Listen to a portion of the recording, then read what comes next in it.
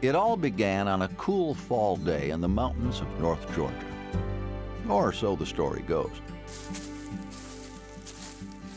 It was 1828, and young Benjamin Parks was walking quietly through the woods, looking for deer.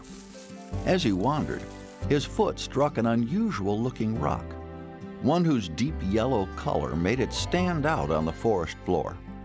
This, it's been said, was the first discovery of gold in Georgia. And this story, though, while widely known and often repeated, is only one of many popular legends about the start of Georgia's gold rush. And while Benjamin Parks may not have been the first to find gold here, he was far from the last. He later recalled, "Well, sir, the news got abroad, and such excitement you never saw.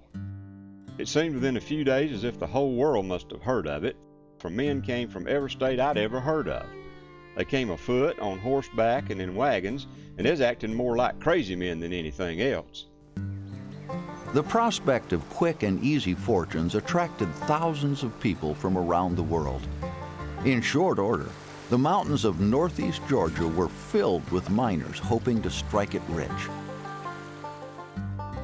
Although gold had been found in other parts of the country much earlier, never before had so many people come together so quickly to search so frantically for the precious yellow metal. By 1829, the first major gold rush in the United States was in full swing. In Georgia, the gold belt stretches for about 150 miles, from the farthest northeast corner of the mountains across the state to Alabama. The richest and most productive portion of it lies around Dahlonega, in the watershed between the Chestatee and the Etowah rivers. In the early days, gold literally lay on top of the ground. Although big nuggets were few and far between, gold filled the streams and stream beds throughout the area, and many miners made their living with nothing more than a shovel and a gold pan. But the desire for gold led inevitably to a fierce competition for land. In 1830, the state of Georgia claimed as its own what long had been Cherokee territory. Spurred by the promise of untold fortunes, Georgia began exercising a claim that went back nearly 100 years, to the time of its colonial charter. By 1832, the state was surveying the stolen Cherokee lands, dividing them into lots, and distributing them through a lottery system. 133,000 qualified citizens, but no native Cherokees, were allowed to register for a chance to win one of 35,000 gold lots. As thousands of miners poured into North Georgia, they began pushing out the Indians who had lived here for generations. In 1838, in one of the most tragic events of gold mining history, the United States government sent troops to round up the Cherokees. They were forced west across the Mississippi River. This devastating march, known as the Trail of Tears, left thousands dead from cold and starvation. But it did nothing to slow the rush for gold. In the early 1800s, whole towns seemed to spring up almost overnight. One of the first to be established was Auraria, a community named for the Latin word for gold.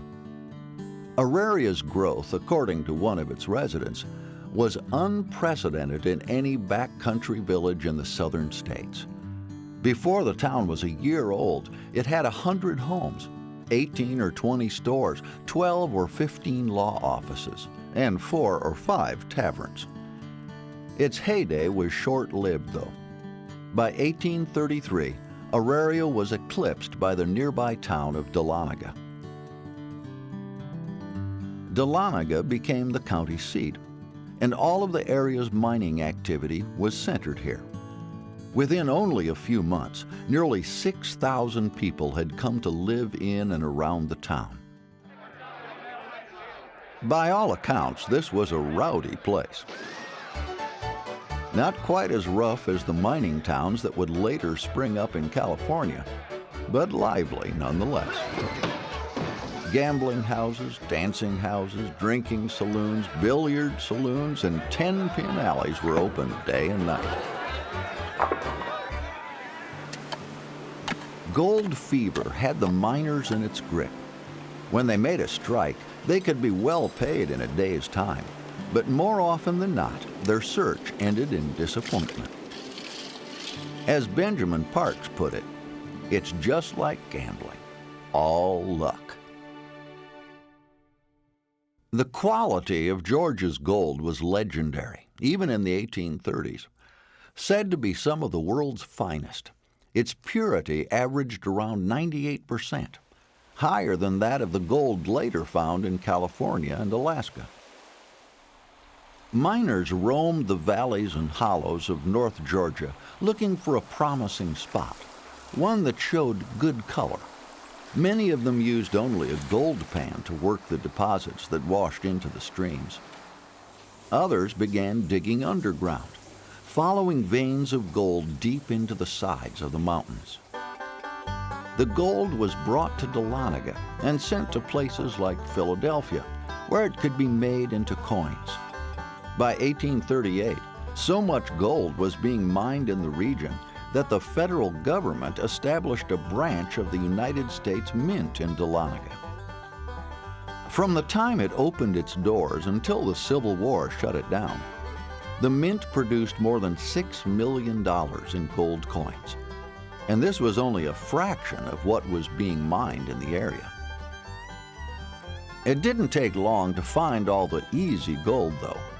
And in 1848, when gold was discovered in California, many of the miners rushed west, hoping for yet another chance to strike it rich.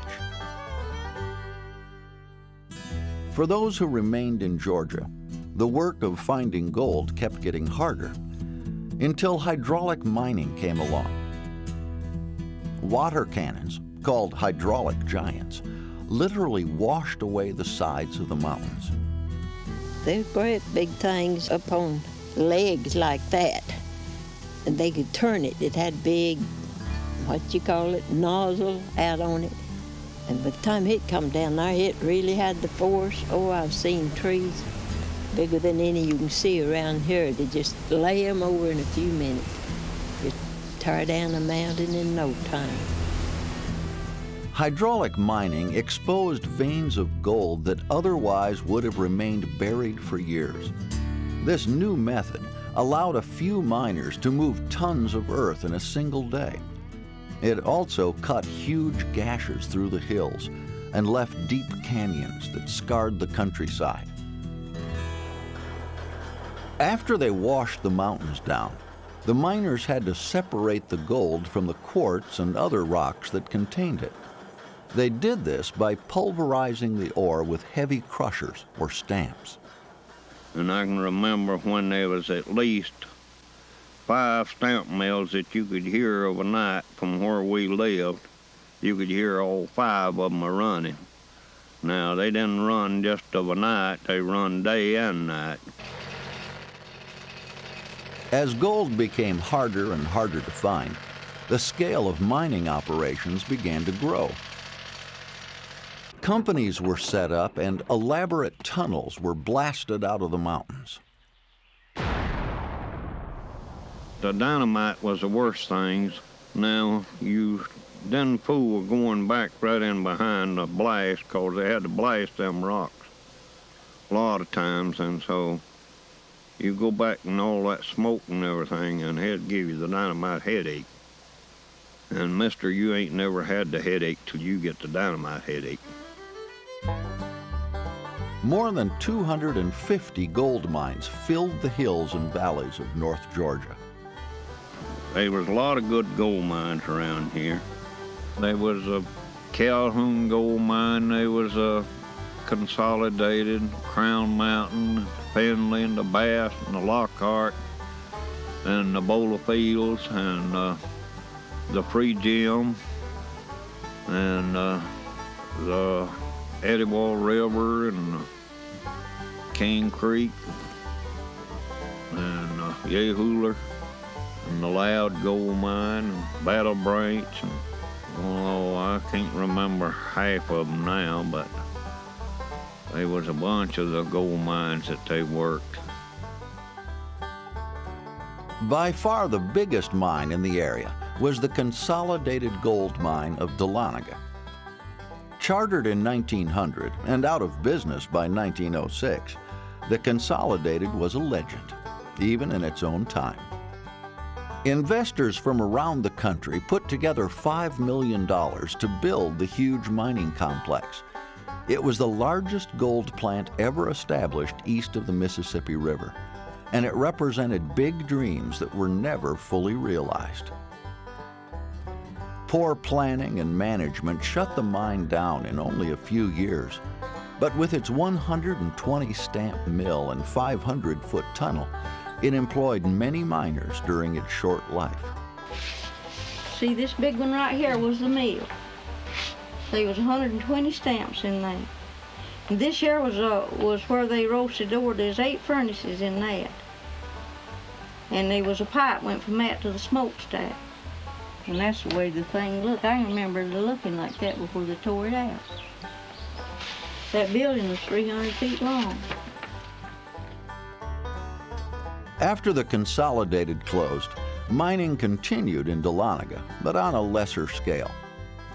Miners worked deposits scattered throughout the area or ran small stamp mills. Some of them worked on dredge boats in the Chestatee and Etowah rivers.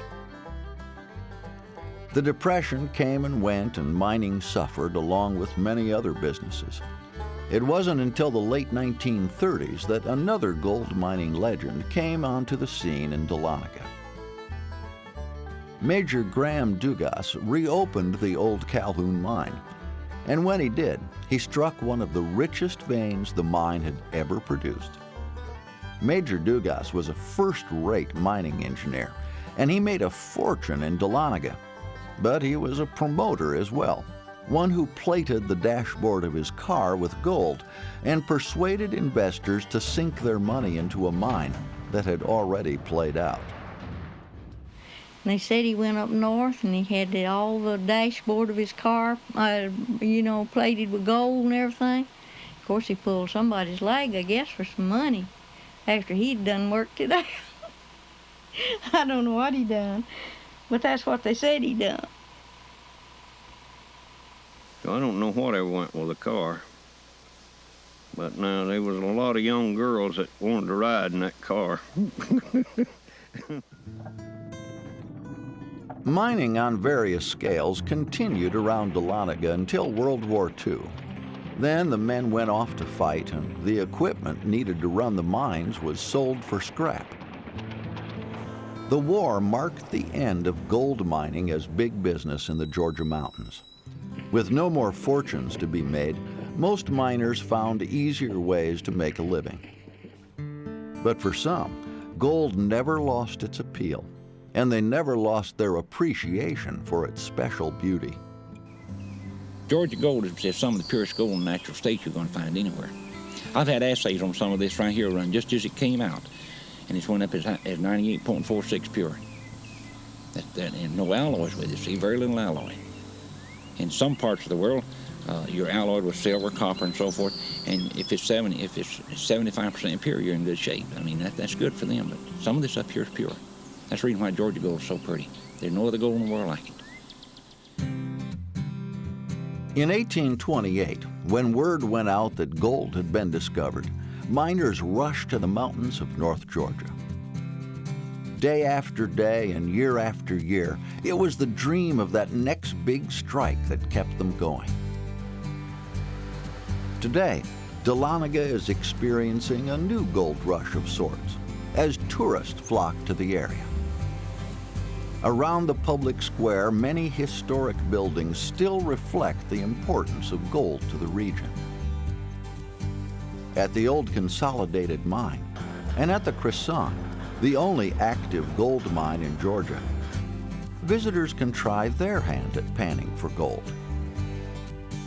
In the middle of the square, the historic courthouse building houses the Dahlonega Gold Museum. Constructed in 1836, this is the oldest existing courthouse in Georgia. Its bricks are fashioned of mud from nearby Cane Creek.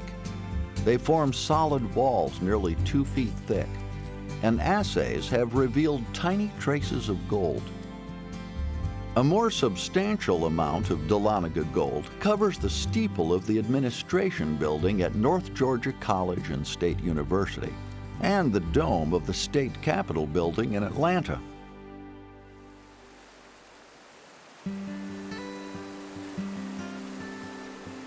From its earliest discovery, Georgia gold attracted the dreamers and the gamblers, the ones willing to risk everything for the chance to strike it rich.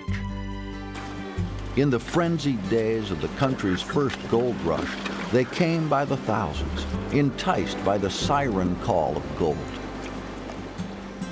In more recent times, it's the beauty and the rich history of the region that have appealed to visitors. In the days when prospectors filled the hills and valleys, these mountains first yielded their treasure.